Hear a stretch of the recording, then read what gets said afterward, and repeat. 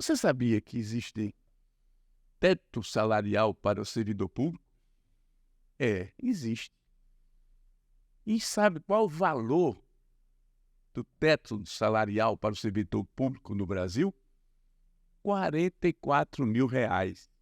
Pois bem, você sabia também que tem 25 mil servidores públicos furando o teto, ganhando acima do teto salarial, que é inconstitucional?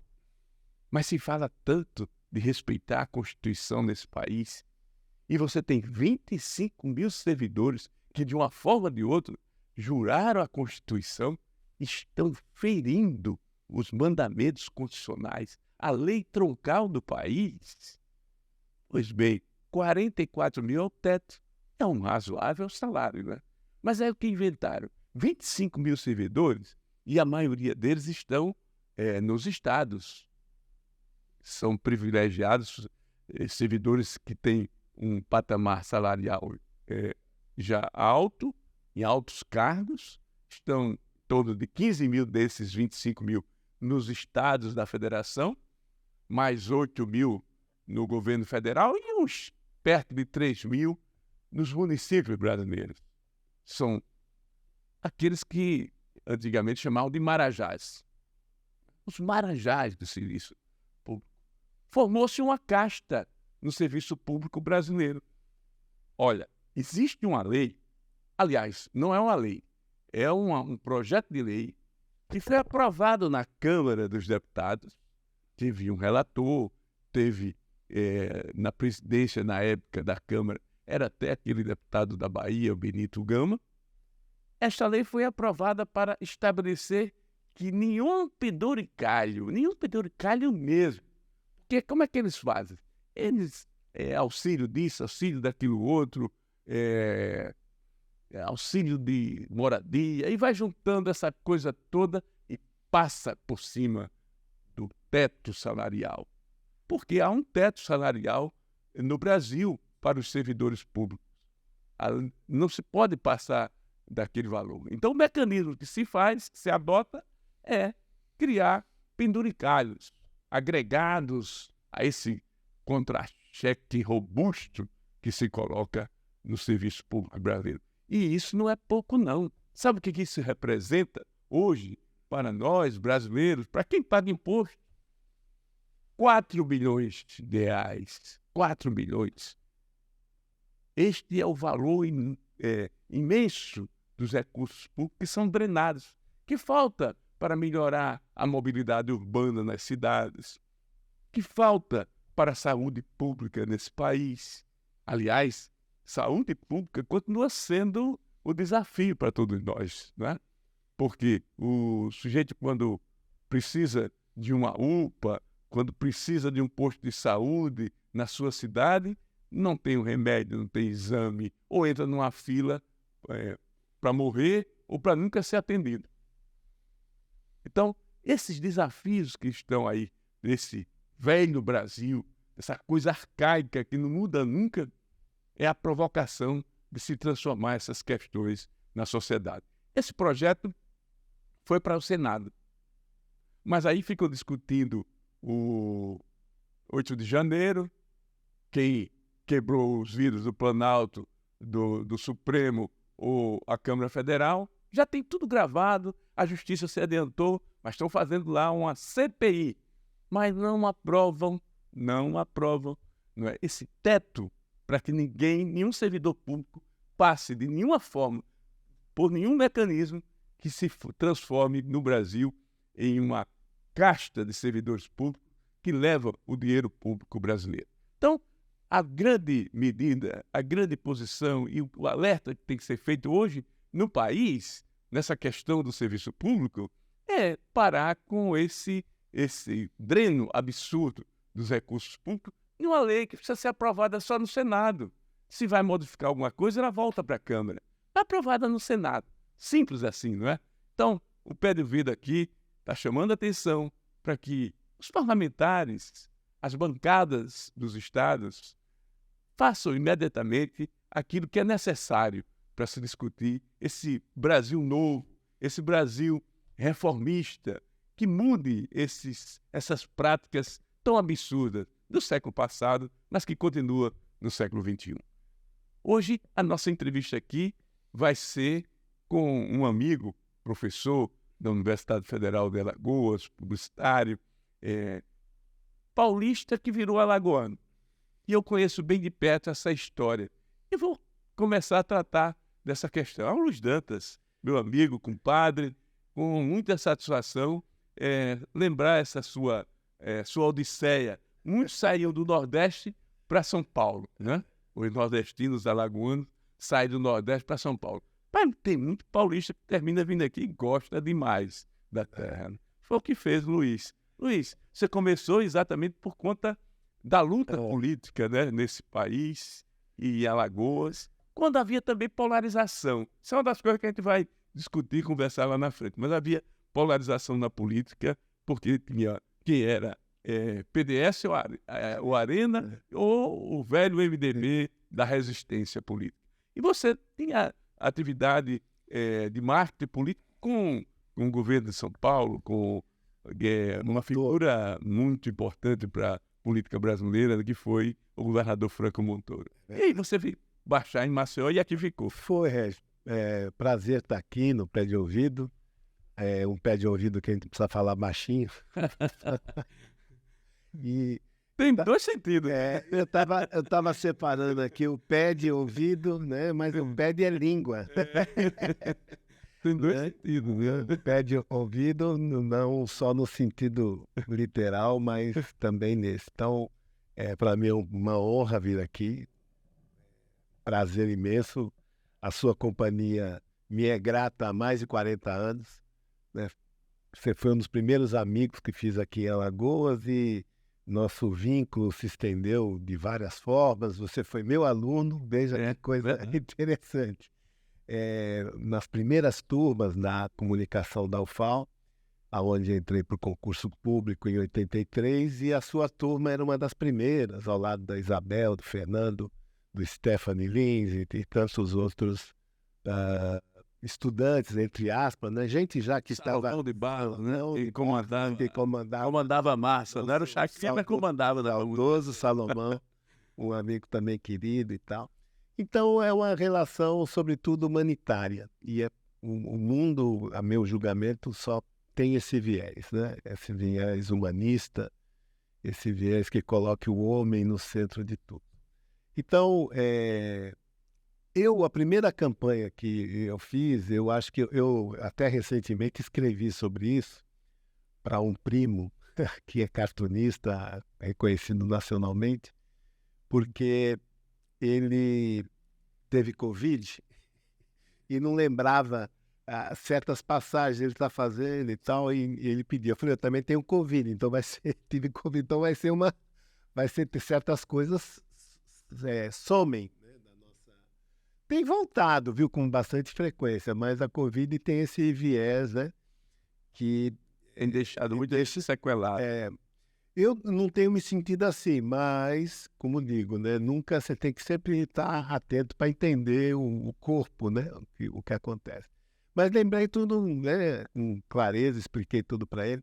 Você vê, meu primeiro reconhecimento como cidadão político, né, foi numa manifestação que eu fui com meu irmão, o Augustinho, né? Inclusive teve com ele essa semana lá em São Paulo, e eu nem sabia concretamente, eu só sabia que tinha um mal, que era o Erasmo Dias, que de forma absurda foi homenageado pelo governador lá de São Paulo, um sanguinário, um torturador, um eminente membro da elite que defendia o Estado assassino, né?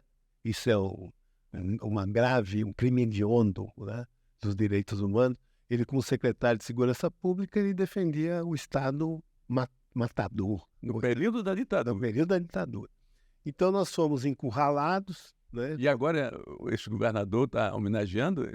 O Tarcísio. O Tarcísio, né? O Tarcísio, bolsonarista, com cara de acadêmico, né? Mas... Ele tem uma pegada assim engraçada. E teve Ele está numa história de acender uma vela para o santo e outra para o capeta, né? Eu não sei até onde isso aí vai funcionar, mas ele teve essa ousadia nefasta de homenagear esse títere, esse vagabundo, né, da história brasileira, que foi esse homem que comandou a segurança do Estado. E nessa época houve uma manifestação de estudantes. Eu tinha por volta de 14 anos, por aí, não mais do que isso. E o menino de 14 anos foi com o meu irmão mais velho, que era meu professor, meu tudo. Todo irmão mais velho é assim, né?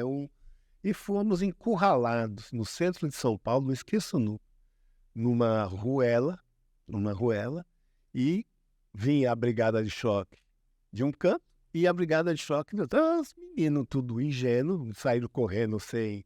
E o aparato policial tinha a ideia de querer mudar o mundo nas transformações, sem nenhum viés ideológico. Nada, você tinha, depois você vê que você estava pertencendo a isso, aquilo, mas você não tinha ideia, você estava lutando por uma coisa que a juventude abraçava, que era a liberdade, né? Que era a liberdade. E nós fomos salvos por uma loja chamada Botica Veado Douro, uma centenária farmácia de manipulação, que era quem, na verdade, que é uma empresa que inspirou todas essas que nós temos hoje. Era uma tradicional farmácia de lá. E por uma solidariedade humana, é isso que eu digo, todo o comércio estava com as portas fechadas. E os funcionários da boutique abriram viram aqueles jovens, aquelas crianças, né, a juventude, e abriram e protegeram a gente. E eu passei quase 8 horas. Isso não sai nunca da minha cabeça. Eu fiquei deitado no laboratório só vendo pingar pelos tubos de ensaios, os balões. A gente escondidinho, calado lá embaixo. E eram belas farmácias. Né? Não, belíssima. Uma coisa de um design. Os vidros eram eles que preparavam. Muito disso não foi protegido, não foi preservado. Não. Né? Infelizmente. Infelizmente a empresa acabou, mas eu tenho isso na minha gratidão, no meu imaginário, né? Depois que eu entendi, né? Porque eu entrei asfixiado, né? Asfixiado pelas bombas de gás lacrimogêneo. Então, nesse momento se formou vamos dizer assim, um espírito, né? Depois, logo em seguida, iniciei minha vida como jornalista no Diário Popular, um jornal que me incendiou o juízo, né? Aquilo para mim era aquela redação com quase 120 máquinas de datilografias, né? Era uma área, né? A área de redação, depois as oficinas gráficas e tal, aquilo tudo ficou me tocando como jovem. A nuvem de chumbo, de poeira. Os taxistas todos embriagados. Comecei no Jornal da Alagoas vendo isso também, né? Um tacho que não tinha tamanho. De chumbo derretido. Derretido para fazer as letras. As letrinhas, as caixas, né? As cachetas. As cachetas, os magazines e tal. Era um mundo... Era um mundo completamente diferente desse, né? Porque eu costumo dizer para quem me procura, para os meus alunos, para todo mundo, eu tive a oportunidade, né? Me foi concedida essa oportunidade de viver o mundo analógico e o mundo digital. Eu fiz todas as tarefas. Quando eu comecei no mundo analógico, ele era praticamente, né, o jornalismo, ele nasceu impresso. Né? O jornalismo, ele nasceu em registro, né? Como eu costumo dizer. A primeira notícia que a gente tem, né, quando a gente fala de jornalismo, pode ser aquele hieroglifo que estava lá nas cavernas. Né? O sujeito tentando registrar uma notícia, empunhando uma lança, defendendo uma fera, e deixou lá esse registro de forma grafada. Né? E os demais vínculos que o jornalismo tem com a história, né? A gente não dominava a escrita, né? Os povos originários não dominavam a escrita. Tinha alguns registros, mas era tudo oral. Então, naquele momento, eu entendi assim, olha, eu estou aqui num mundo que é o mesmo desde quando teve a principal revolução, que foram os tipos móveis, né? E de lá para cá, a própria história vai mostrando que é a tecnologia que vai ampliando o ofício de jornalista e tal, essa coisa toda. Então, eu peguei esse primeiro... redações eram verdadeiras escolas. Escolas, eram centros cívicos de inteligências, escritores, autores, boêmios, poetas, escritores, né? Nós tínhamos ali uma formação humanitária sem precedentes. Os escritores não passaram por exemplo. Ou melhor, tinha uma vida, né? Uma vida...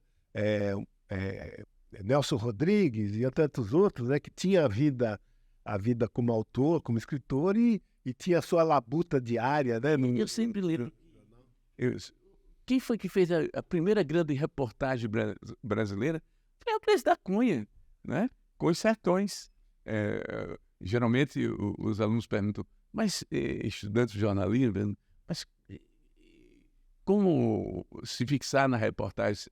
Olha, eu acho que o primeiro livro que se devia ler era Os Sertões, pela história, aquilo foi uma magnífica reportagem no tempo, no contexto, né? E a reportagem é a busca da notícia. A gente sempre tem esse respeito pelo livro reportagem, né? Então eu fui contaminado ali. Logo me descobri como um desenhista, logo me descobri como um candidato a redator, né? E essas duas atribuições, né, que eu sempre tive, né, foram me conduzindo ao longo da vida e tudo. Depois eu assumi a vida na publicidade, né, de uma forma bastante forte, né? Continuo com essa atividade até hoje, tudo. Não é a mesma coisa do que já foi antes, porque tem outras atribuições, né? A idade vai levando a gente para outras atribuições e os compromissos também, né? Costumo dizer que você bota os boletos na gaveta, eles se procriam, né? Eles vão se procriando de madrugada. Nunca acaba, né? E eu pensei que ia ficar velho e trabalhar menos. Eu estou velho e trabalhando muito mais, e com sonhos e com vontade de fazer coisas que sempre me movimentaram, porque tem lá esse bichinho que entrou no sangue, né? Essa coisa de tentar entender o mundo, né, pelo viés humanitário. Mas foi nessa redação que você começou a construir essa relação política? Foi, tem uma passagem interessante. Eu era um garoto, né? Como é que dá emprego aos 15 anos? Eu fico perguntando isso todo dia. Por exemplo, hoje, um menino de 15 anos trabalharia hoje num jornal?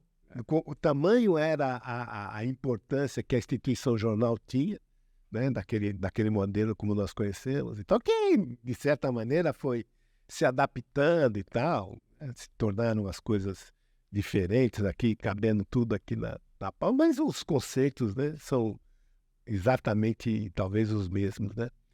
Então você vê, ali dentro do Diário Popular tinha uma célula do Partidão, do Partido Comunista Brasileiro, o glorioso PCB. E eu não sabia, eu não tinha a menor ideia disso. Eu via o seguinte, que eles me contrataram para ser setorista da Câmara Municipal de São Paulo. A Câmara Municipal ficava, acho que a uns 1 quilômetro, mais ou menos. Ela descia ali a Major Quedinho, Maria Paula, já estava na Câmara Municipal, que já era o prédio novo, o Palácio Anchieta. E, basicamente, eu ia recolher os releases dos vereadores e fazer algumas anotações. Aí o meu chefe dizia, se você vê alguma coisa, você escreve. Eu sempre escrevia alguma coisa de algum fato e tal. Chegava lá, o meu editor, então eu comecei minha vida assim, entendeu? E depois, eu sempre fui um menino que tinha essa curiosidade enlouquecida. E sempre tive jeito para falar com as pessoas. Então, e sempre tratar os humildes muito bem. E você sabe que todo mundo me abraçava e me levava, olha, ele ia ficar aqui, ele ia ficar do meu lado para ver como é que compõe o jornal, a página e tal. Aquele mundo foi me enfeitiçando. Aí você se fixou na diagramação. Eu saí da redação, eu saí do famoso setorista, né, para a diagramação e para a revisão, que tudo que eles me pediam eu fazia. E o principal que eles me pediam para fazer era levar texto clandestino pronto para ser impresso em certos lugares lá em São Paulo. Então, era engraçado porque eles me davam tipo uma marmita, né, que a gente chamava um paquê de composição, embrulhado num jornal e amarrado no arame. Ali tinha uma página de livro que na surdina da madrugada, a título de fazer a manutenção dos linotipos, os linotipistas, os gráficos, preparavam aquilo e deixavam num cantinho para o meu editor pegar no dia anterior, fazer e me entregar para eu levar. Eu era um tarefeiro, né? Um tarefeiro do Partidão para poder ir. Então, ia, sabe, um desvio, né? Era, na verdade, toleradíssimo pela direção do... Todo mundo sabia o que era que estava, menos eu, né? Que eu não sabia. Fazia aquilo uma espécie de inocente. Gráficos unidos nessa convivência com o jornalismo, com a notícia, com a informação, criaram uma visão política muito grande, tinha uma interferência muito grande, uma força muito grande nesse sentido. Então eles passaram a militar, a militância num partido que tinham, isso era o quê?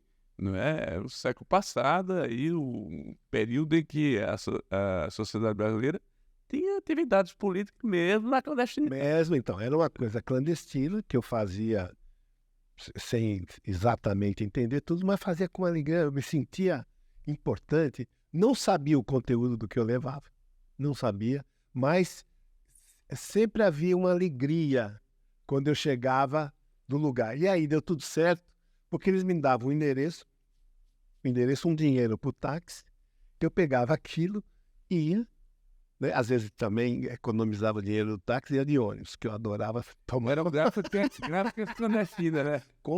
Algumas não eram clandestinas e outras eram clandestinas. Porque o que acontecia? Também nas gráficas comerciais tinha o pessoal que à noite produzia, entendeu? Então era um texto sobre...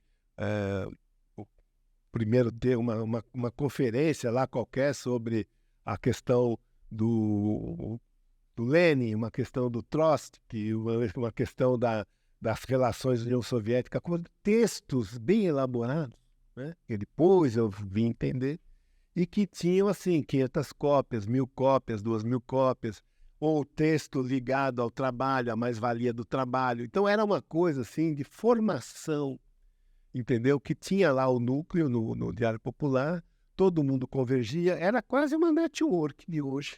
Já se sabia tudo, quer dizer, e aquilo era, vamos dizer assim, costurado pelo jovenzinho, 15 anos, que mal sabia.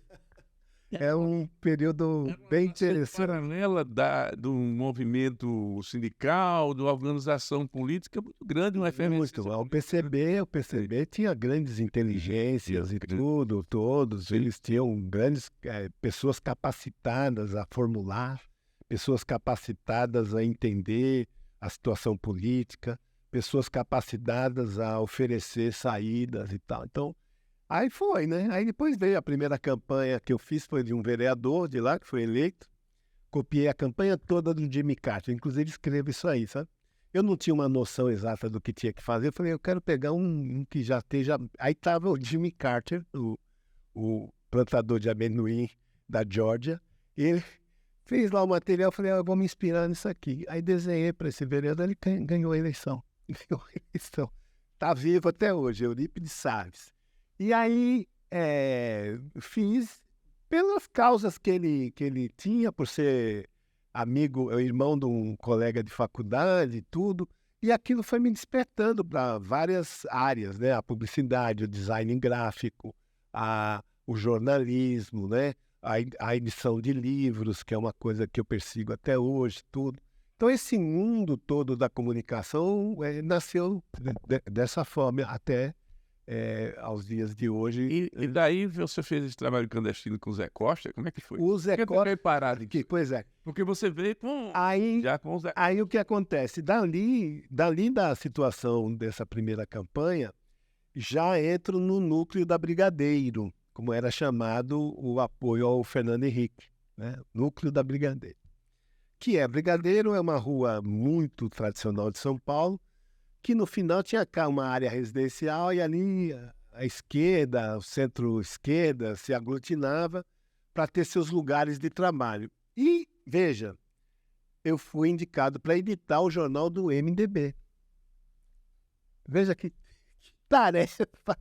Um jornal impresso, formato tabloide, em torno de, para você ter uma ideia, hoje, em torno de 60, 70 páginas, que circulava todos os meses e circulava com a tiragem de 300 mil exemplares. Hoje a gente fala nisso... Você era um jornal só para São Paulo? Só para São Paulo, o MDB de São Paulo. Que o Quércia era o grande incentivador, e isso tinha alguns locais para poder imprimir isso, não eram todos. E eu ia, não só editava, como ia acompanhar a impressão, né, daquelas rotativas, organizava. Então, olharam aquilo ali, acharam que eu dava conta e tal, essa coisa toda, e fiquei fazendo o trabalho lá para apoiar o Fernando Henrique Cardoso na sua primeira eleição, porque havia uma suplência, né, com relação ao Franco Montoro, e daí foi como ele pulou para a vida política, né? O Franco Montoro saiu governador e ele pegou essa suplência e aí se transformou em presidente, ministro da Fazenda e tudo, que era um quadro acadêmico. Eu cursava a faculdade, quer dizer, tinha todo esse vínculo acadêmico já, né, da Universidade Mogi das Cruzes, e aquilo tudo era o mundo que a gente vivia. E aí, num dia, o meu chefe era o Quartim de Moraes, que foi editor do Estado de São Paulo, estava vinculado à campanha de Ciro Dantas e Nader, que era o meu companheiro lá. O Montoro designou vocês para uma outra tarefa. Eu falei, que a gente vivia o ofício com amor e paixão, sabe, Regis? Não era uma coisa, não era uma coisa medida por dinheiro, entende? Não era uma coisa baseada era uma coisa baseada na sociedade. De um projeto, perspectiva de mudança. A ideia de convivência com aquelas pessoas, né? De quebrar a ditadura, de quebrar as celas, né? que tiravam a liberdade dos presos políticos, que não tinham feito absolutamente crime nenhum, apenas queriam expressar a sua opinião. Então, aquilo movia a gente, né? Movia de forma firme, guerreira. Então, virava à noite fechando um jornal, virava à noite fechando um panfleto, virava, mas não tinha medida, era a medida toda. Bom, esse processo, para você ter uma ideia, esse processo de vir para cá, aconteceu a primeira vez aconteceu em março.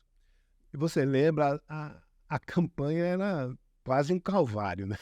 Não era essa coisa curtinha de agora, de 15 dias, 20 dias, 30 dias, 45 dias. Era uma campanha que começava em março e a eleição até novembro, 15 de novembro, né, que era a data da eleição.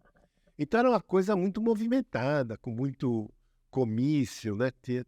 E naquele momento, em 82, em abril, março de 82, o MDB é comunicado que o pai do Teotônio Vilela pai, senador, o Menestrel, né, o Menestrel das Alagoas, ele tinha um problema na perna grave e que não iria poder fazer a campanha, então indicou o Zé Costa para fazer, que era deputado federal, uma pessoa com quem mantém os vínculos de amizade até hoje, e o Moura Rocha para senador. Essa era a chapa do MDB em Alagoas, com o impedimento do senador Teotônio Vilela, o pai, né? Bom, e aí nisso destaca, o Zé Costa pede uma ajuda para o Franco Montoro, com quem ele foi deputado federal, juntos, eram amigos. Aí ele diz, olha, vou mandar aqui 2 cabras para te ajudar na sua campanha aí. Aí mandou, eu e o Nader, foi a primeira vez que eu vim conhecer Alagoas e feito uma primeira reunião lá, né? E na primeira reunião já arrumei uma namorada. Na primeira reunião que foi feita lá em São Paulo, uma delegação grande, mal cabia na sala. São passagens que eu sempre digo o seguinte: não é saudosismo nem nostalgia, porque a vida é feita daqui para frente. Mas essas coisas falam muito de como a gente chegou até aqui, né? E dizem como a gente vai para frente, né? A história tem esse brilho na vida da gente. Aí vem aquele slogan para amanhã não se queixar. Foi tudo... Então, e de novo, veja como é interessante. E uma cor diferente. Era o coral, o coral com preto. Não esqueça não. Aí nessa reunião... Na reportagem, nesse período, eu estava na reportagem da televisão, e eu comandei o debate de... Foi? Zé Costa e Moura e Zé Costa, né? E Divaldo e Guilherme.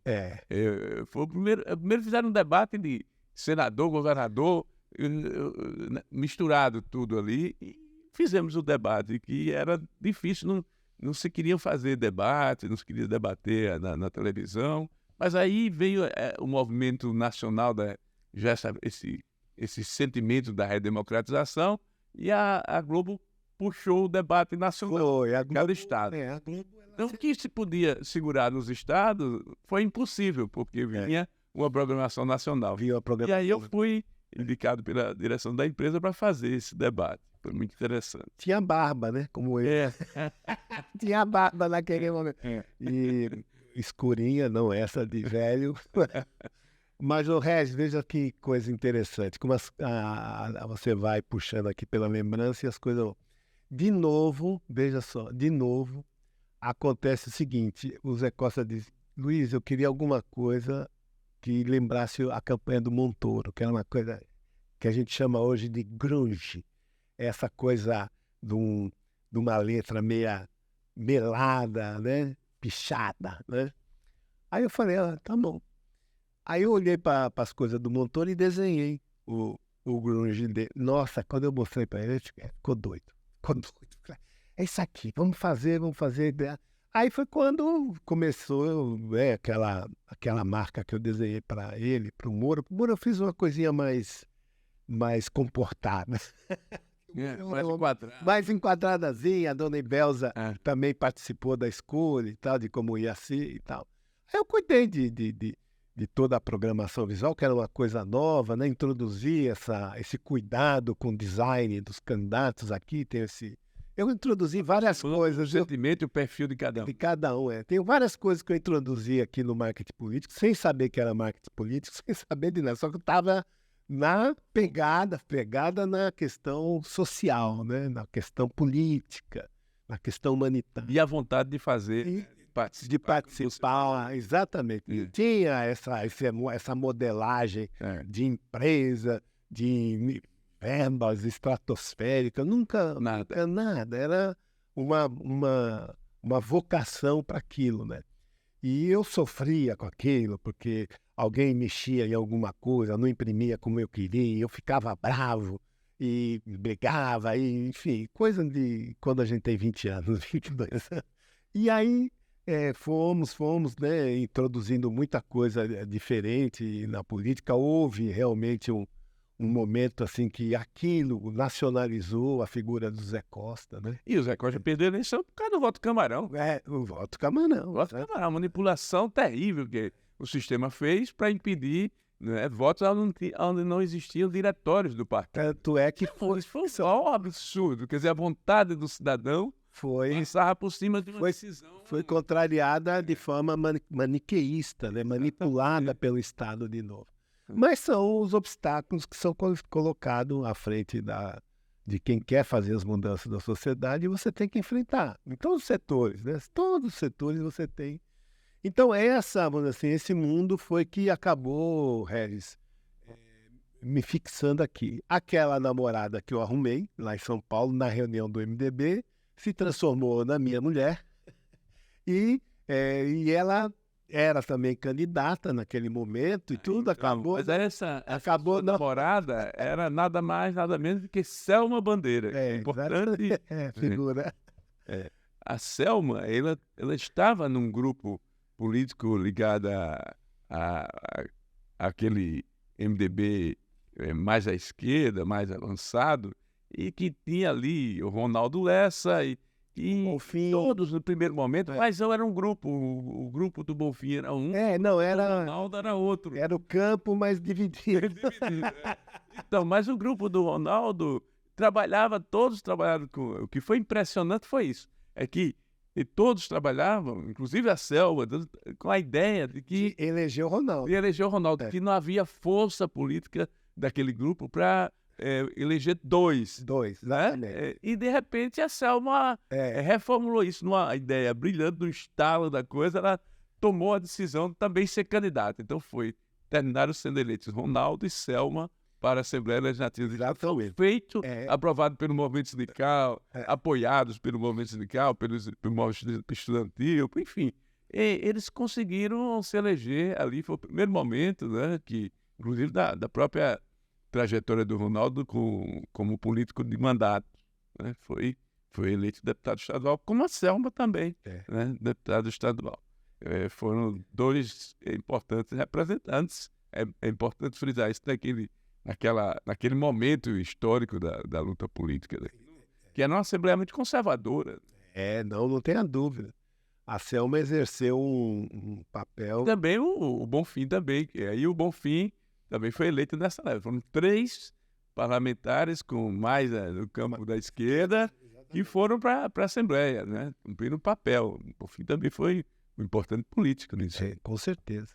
Então, nesse momento, é que acontece esse episódio na minha vida e que eu fiz, né? Me radiquei aqui, não tinha interesse nenhum em trabalhar em lugar público, não era um mundo que e eu continuei com o meu escritório. Eu já tinha um escritório pequeno lá em São Paulo, trouxe ele mesmo, fisicamente, coloquei no caminhão de mudança, porque por mais que eu tivesse entusiasmado, por mais amor na relação que eu tinha e mais confiança, mas era muito difícil a eleição da Selma, mas o povo quis eleger, e quando o povo quer eleger, não tem. E aí ficou assim, né? Havia É como água de morro abaixo, né? Não tem jeito. O Yunis, que era o secretário de saúde, que compôs o grupo de saúde, né? Já tinha falado com a Selma que queria que ela fosse para a administração de São Paulo, e por força desses vínculos que a gente tinha lá no MDB e dela nacionalmente e tudo, na questão dos presos políticos e tudo, e enfim, esse conjunto de situações se inverteu, né? Porque naquele momento não existia trabalho remoto legislativo. Então, a gente já tinha decidido se casar, ficar juntos, isso antes da eleição, já tínhamos ali no BEM, no restaurante BEM, nós selamos o nosso compromisso de casamento, antes da eleição terminar.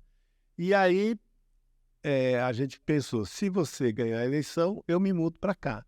Se você perder a eleição, você se muda para São Paulo. Era esse o nosso arranjo de vida, 2 pessoas apaixonadas que tinham essa além da questão do relacionamento, né, tinha também um vínculo político. Eu não tinha um vínculo que a Selma trouxe, era mais... É importante lembrar para a nova geração que a Selma Bandeira foi presa política, foi uma pessoa que teve uma militância já desde o movimento estudantil também. Exatamente. Então, esse processo todo, vamos dizer assim, me coloca aqui de forma definitiva. No ano seguinte, abre o concurso, em 83, né, saiu o edital em abril, eu me inscrevi, com todos os senões de que não iria entrar. Como um cara ligado, um jornalista ligado aqui à esquerda vai dar aula na UFAL? Não dá, porque era época de ditadura. Mas eu recebi um conselho da Selma, interessantíssimo. Ela falou, Luiz, eu só fui bem tratada na cadeia, porque ela ficou 1 ano e 6 meses presa, porque Eu tinha. E qual foi o crime da Selma? Nenhum. Um ano e quase 2 anos presa. Quase 2 Era assim. Era assim, Muita a gente fala em ditadura. ditadura, regime militar, né? exatamente. Era assim. Por que ficou presa? Exato. É uma pessoa Uma pessoa que dedicada à política. política, uma médica. Aliás, hoje se faz tanta campanha, né, para ter mais mulheres na política. Naquela época estava na cadeia, né? Botava na cadeia, entendeu? Porque tinha um pensamento, porque militava, porque falava a respeito do sofrimento do povo brasileiro, porque era uma mulher dedicada à base da pobreza, né? Ela se dedicava como médica, né? Lá na ponta, né? Atendia até altas horas da noite as mulheres, né? Ela tinha o período da Guerra era uma Fria, pediatra de um de mão partido. cheia. Hoje, os Né? partidos comunistas estão no Congresso, estão na representação institucional, mas naquela época não podia.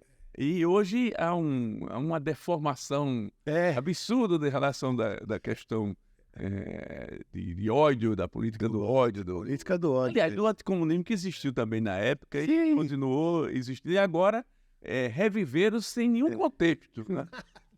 Talvez não saibam nem o que é isso. Não sabem de nada, não sabem. Fala, né? Então, esse processo todo, né, Regis, me leva para a universidade.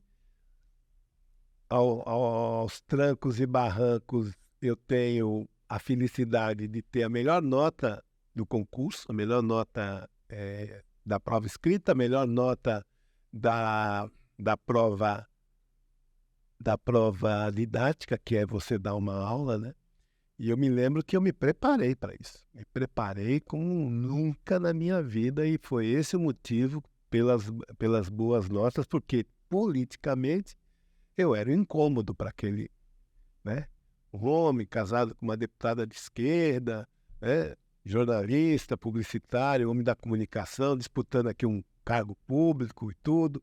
O edital tinha umas malandragens e tudo, mas a sorte me abençoou. Eles colocaram lá, embutiram 16 pontos do concurso que não tinham nada a ver com a cadeira em disputa. E colocaram 4 para disfarçar. 4 para disfarçar o concurso. Mas não é que caiu exatamente um assunto que eu dominava profundamente, que era a charge. E eu escrevi como nunca. Escrevi quanto mais folhetinhas. E aquilo, assim, impressionou muito a banca, então me deram a melhor nota. Tinha lá uma malandragem para os títulos que eu derrapei. Nunca tinha ensinado, não tinha cuidado disso e acabei ficando em terceiro lugar.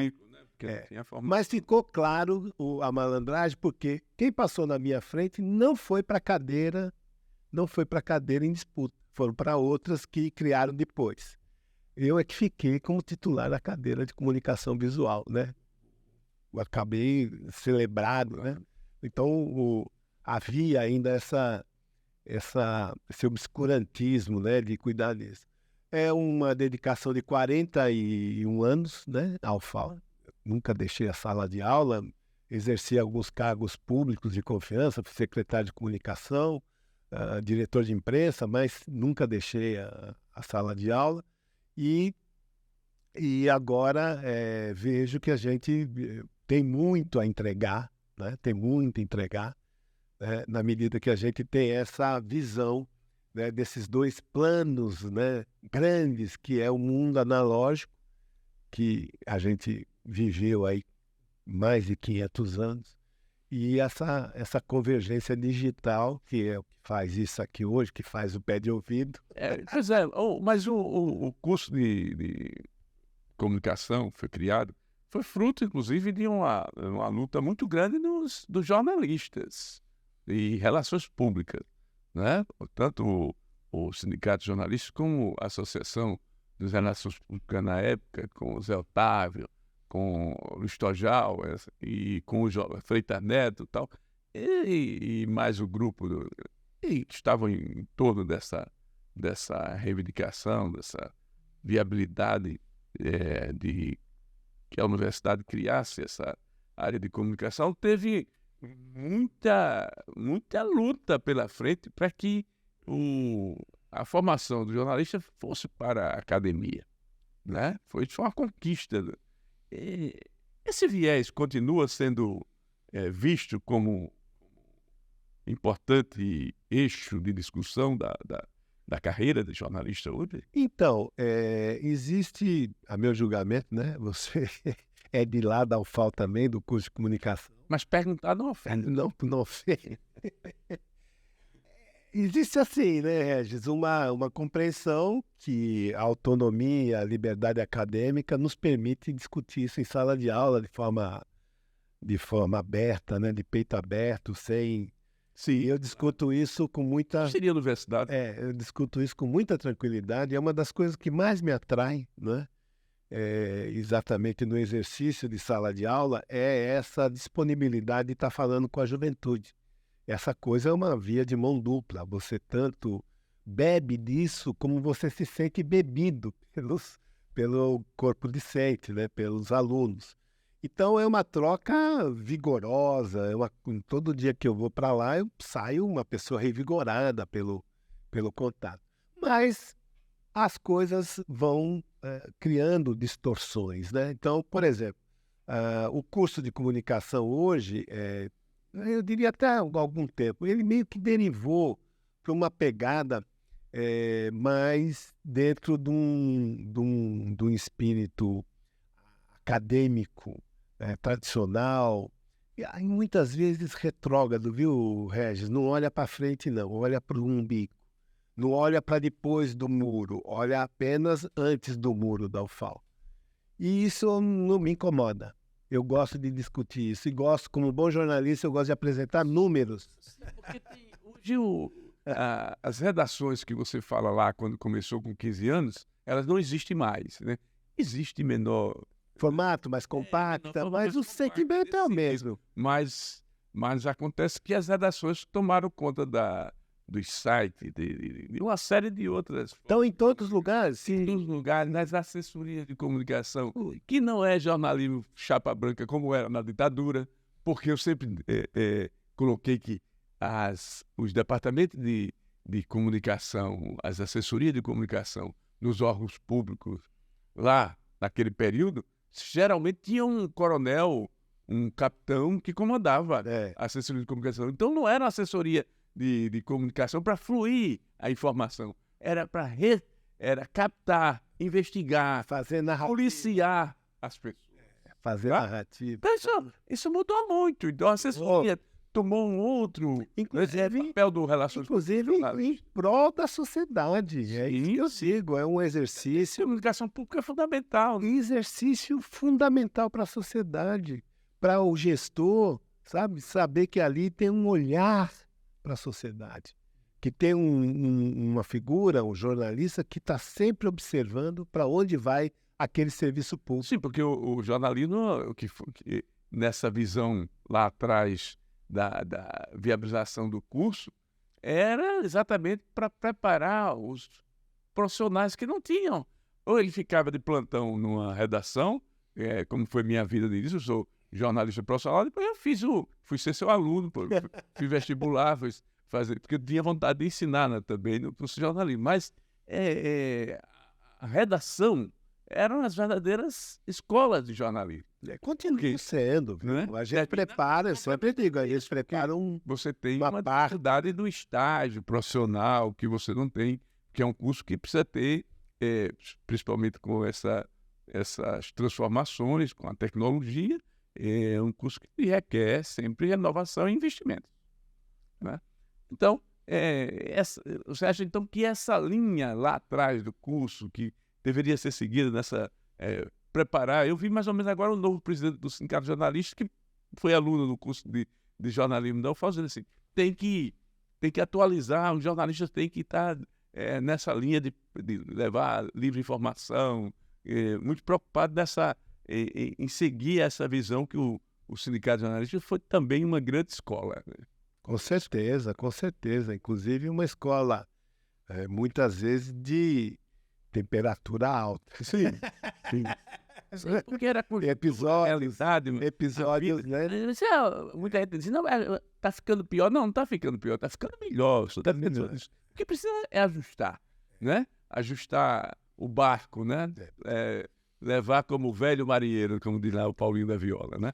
Então, ajustar o barco, mas as transformações a, a própria tecnologia, o que avançou, possibilitou a rapidez da informação, essa coisa instantânea. Hoje quase todo mundo que tem uma plataforma, que o celular virou uma plataforma, virou um repórter, passa a informação, mas não tem, não é, a preocupação de saber o que é verdade, de apuração, que o jornalista precisa ter. Apuração. E apuração é a palavra-chave. E quem dá regra e compasso são os mestres, são os professores. É ali que está a preparação do aluno. O que acontece é o seguinte, Regis, a gente vê uma distorção, né? Não trata-se de inibir, né, a vocação natural das pessoas para a pesquisa, tá certo? A natural vocação da pessoa para o pensamento sobre uma lida, sobre um trabalho, sobre um ofício. Isso o mundo todo tem isso na vida acadêmica. Acontece que o público que vai para ali, fruto do imposto do trabalhador brasileiro, né? A universidade é paga com imposto. A universidade pública. Então nós temos que devolver para a sociedade. Exatamente. Nós temos que devolver para a sociedade um homem de ofício, para ele servir a sociedade de uma forma mais efetiva. A outra questão é a questão da sobrevivência. Hoje, você vê uma questão posta que é a pesquisa em comunicação. Pesquisa em comunicação, ela é restritíssima e mal remunerada. E há uma avalanche de disciplinas, uma avalanche de cursos empurrando esse aluno, sem dizer para ele, olha, a opção para você botar a feira do mês em casa, de você se colocar na vida adulta na perspectiva de ter sua sobrevivência, não vai ser fácil ali no mundo acadêmico, não. A única perspectiva concreta é a vida na atividade profissional tradicional. Não é... Ali não tem emprego. Aqui tem. Mas ali não tem emprego. E para isso precisa ser um bom jornalista. Né? Então, como é que você forma? Eu não tenho nada contra essa questão dos talentos que têm vocação acadêmica, que queiram ensinar. Nós fomos fruto disso. Agora, eu jamais abandonei o mercado de trabalho. Jamais, nunca deixei de estar trabalhando, seja na iniciativa privada, seja para clientes dos mais variados segmentos, assessorando, consultando, palestrando, cuidando de projetos, na vida do lado de fora. Então, o jornalista tem que fazer apuração, o jornalista tem que fazer investigação. Essa é a principal tarefa, duas palavras-chave nesse processo. Aí eu pergunto a você, Luiz, e essa tragédia da fake news? A mentira já existia, né? O jornalismo marrom já existia lá no passado. Mas essa avalanche aí, ela desestabiliza até a democracia. Né? A democracia precariza de forma brutal o nosso ofício, né? A gente vive uma precarização do ofício, né? Grave, que é o fato de o exercício não depender mais do ensino de terceiro grau superior, seja privado ou público. Você pode... Né? Há um filtro natural do mercado de trabalho que vai buscar o jornalista por formação, tá certo? É evidente que a diferença é brutal.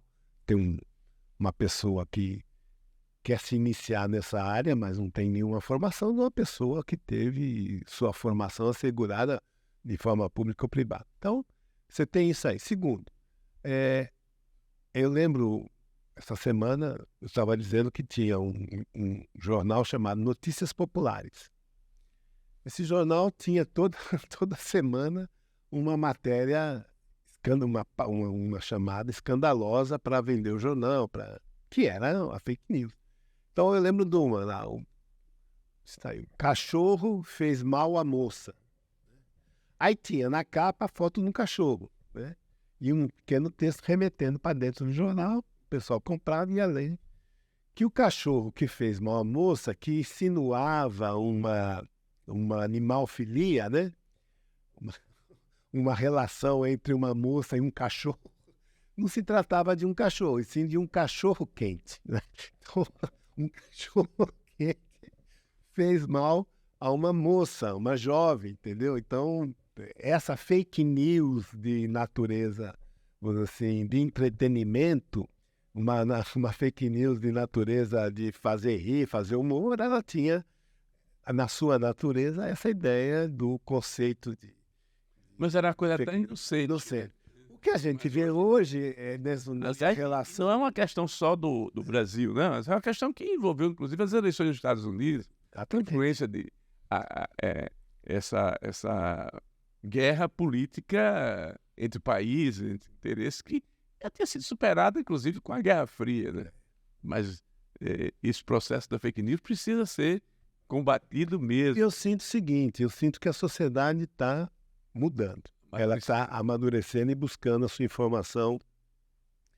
Mas ainda tem muita coisa, né? Destrutiva, né? Agora, muito incompetente, muito ruim, muito ruim, podre, mal feito, fácil de compreensão de que aquilo é. Mas às vezes não. Eu sempre digo o seguinte, uma fake news você passa para frente se aquilo assanha seus instintos primitivos. Entendeu? Se aquilo assanhar seus instintos primitivos, aqueles que você tenta controlar, né? Mas aquilo você passa para frente. Se aquilo denigre uma figura que você tenha ódio, ou uma raça que você não concorde, você toma aquilo como verdade. Então existe aí uma decisão que a sociedade precisa tomar sobre qual é o horizonte que ela busca, né? Você tem uma realidade... Saber fazer suas escolhas. Você tem uma realidade ambiental concreta, né, que são as catástrofes da natureza, e você tem uma outra realidade brutal concreta, que é a catástrofe do processo do processo da sociedade, né? Essa retomada de coisas velhas, apodrecidas, mal cheirosas, nazismo, fascismo, essas convenções de raça, isso tudo era um lixo que estava enterrado, parece um zumbi que sai de dentro da sepultura para aterrorizar as pessoas e tal. A gente precisa de outros valores. E se a gente puxar esses outros valores, nós vamos ter uma capacidade de entender que a gente precisa deixar esse planeta para alguém. E sem falar que o esforço por essa redemocratização foi muito grande. Muito. Uma coisa que eu lembro muito é que terminamos ajudando muito nessa campanha pelas eleições diretas, depois veio a questão do Tancredo. Eu queria falar sobre isso. Tem uma passagem entre nós dois, né, sobre isso, que foi uma sequência, né? Vem tudo desde o momento que você busca combater a ditadura, passa pelas eleições, as eleições de governo, depois passa pelas eleições diretas para prefeito, depois as diretas para presidente.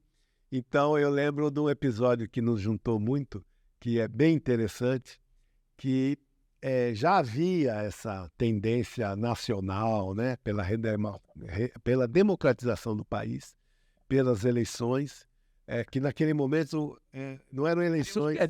As eleições diretas com a emenda de Oliveira, mas nós fomos para o colégio eleitoral com o Tancredo, né? Exatamente. E aqui no estado eu fui indicado para cuidar da campanha do Tancredo aqui. Engraçado, foi uma coisa interessante na minha carreira, Regis. Eu fui indicado pelas duas forças antagônicas. Eu fui indicado pelo PFL,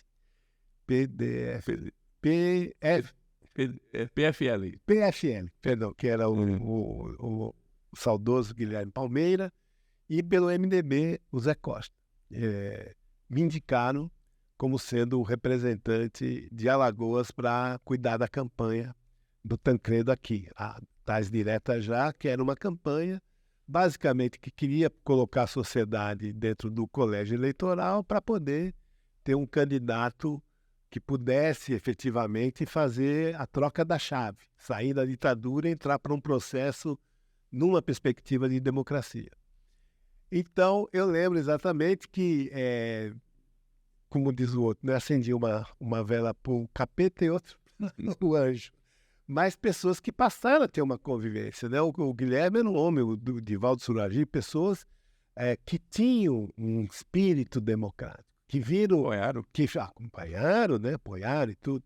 Você tinha ainda alguns reacionários e tal, mas que estavam ali, mas estavam controlados, porque o momento era outro. Eles foram capazes de enxergar isso, tanto o Guilherme Palmeira como o Divaldo. E eu sempre digo, a esquerda foi acolhida saindo da prisão pelo Guilherme Palmeira. Isso é uma coisa que eu sempre digo ao Rui, o filho, que é secretário de Estado atualmente. Eu digo, seu pai deu uma brutal lição de democracia a fazer isso.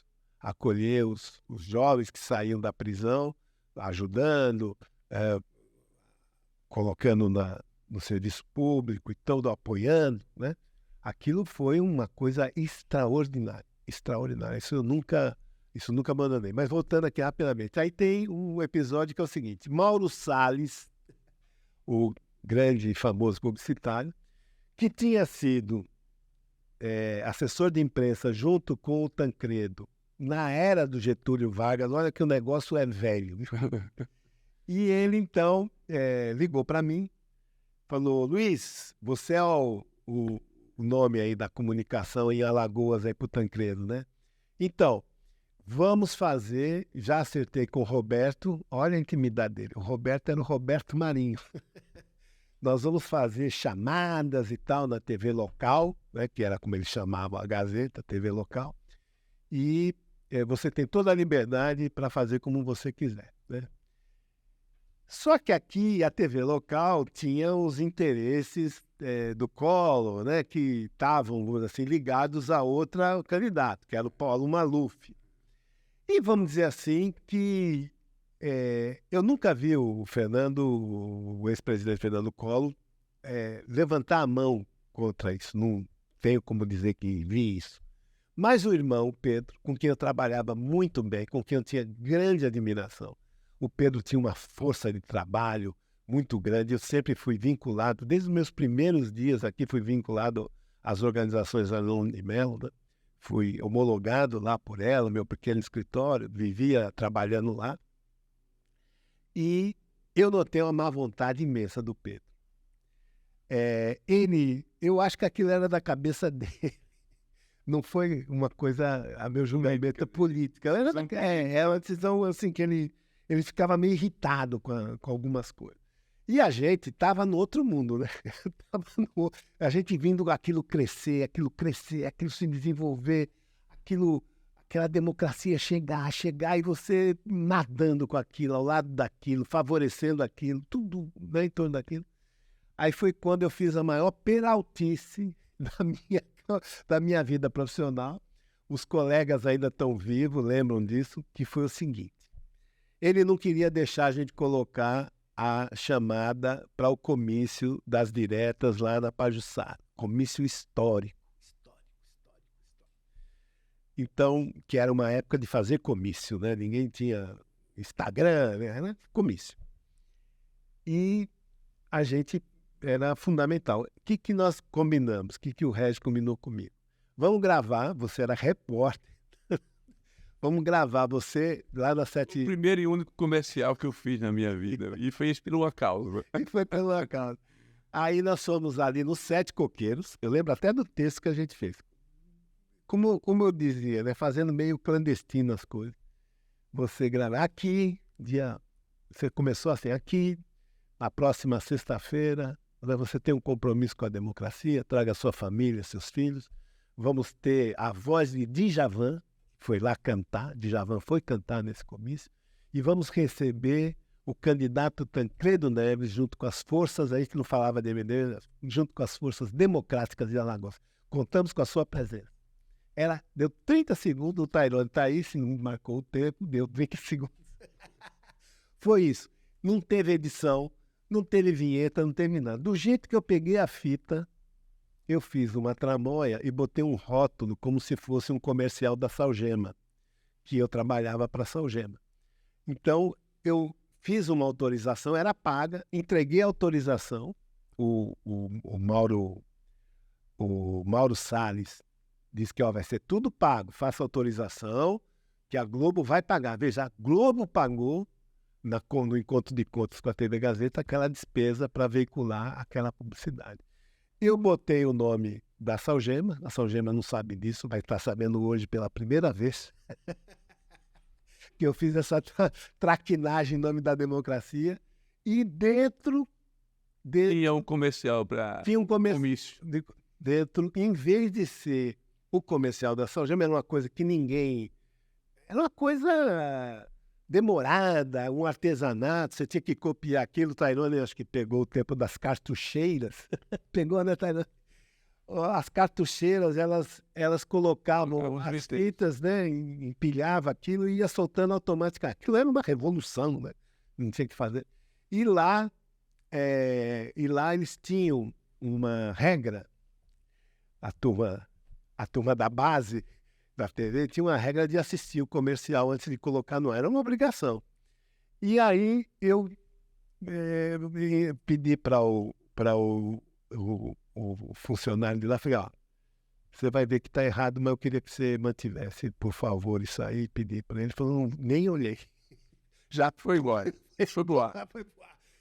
Quando a gente começou, era coisa curta, mas era uma cacetada de comerciais. Você foi ao ar de meia hora, vamos dizer assim.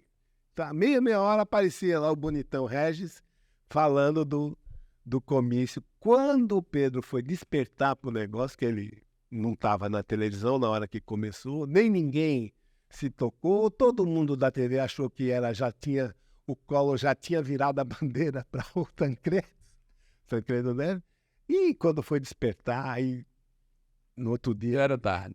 No outro dia me chamou, me deu um esporro, né? Eu ouvi calado, disse que...